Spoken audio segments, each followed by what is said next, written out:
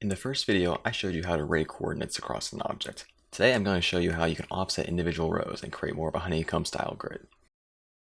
To get started, let's delete the default cube and create a plane. Split the viewport and open up the shader editor. Create a new texture.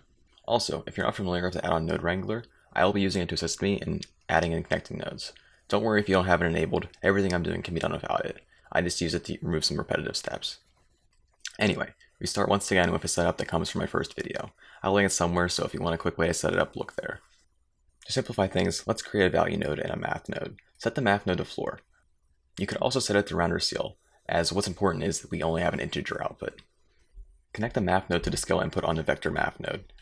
As you can see, when setting the viewport to material preview, we have no output because the floor node is making the output 0. So increasing the value node to a higher number resolves this issue.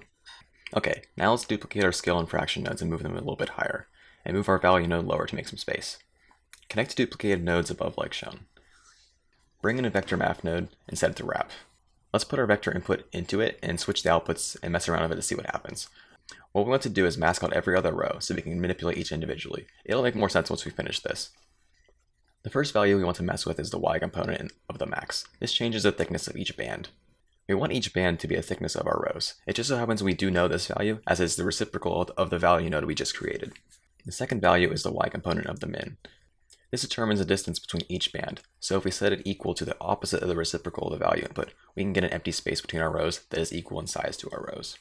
Now all we have to do is set up the math nodes to accomplish this. I'm just going to speed through this part as the math is pretty basic to set up. Just note the combine xyz node is used, so we only affect the y component of each. We now have a vector mask we need to convert. A vector math node set the ceil around all those green values up to 1 and keep all the black values at 0.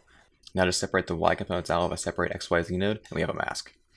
Bring in a mix RGB node and put the y component as the factor input, and both the fraction outputs as the color inputs like this.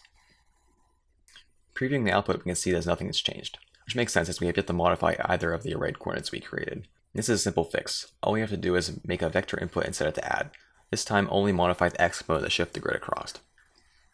Now we can do our dot setup again, which is done with a vector node set to length, another vector math node set to add to center the coordinates, and a simplified math node set to less than to control the radius.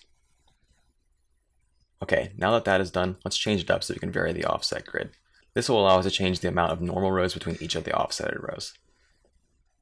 This is pretty simple. All we need is a new value in floor math node to limit ourselves to only integer outputs, and a new math multiply node to multiply the gap between each band. Just switch the outputs like this. I think this is just a really neat way to add a little bit more complexity to this really easily. Now just to clean up our node setup a little bit, we can call ourselves done. Here's a screenshot in case you got lost along the way or want to check that everything's correct. This is a pretty versatile node setup that can be used to add a simple bump map to a wall or floor, just to add a little bit of complexity in a very easy and procedural way. Here are a few different shaders I made just by adding and manipulating math nodes at the end of the shader. The base shader that creates the grid is free and you can find it on my Patreon, link down below.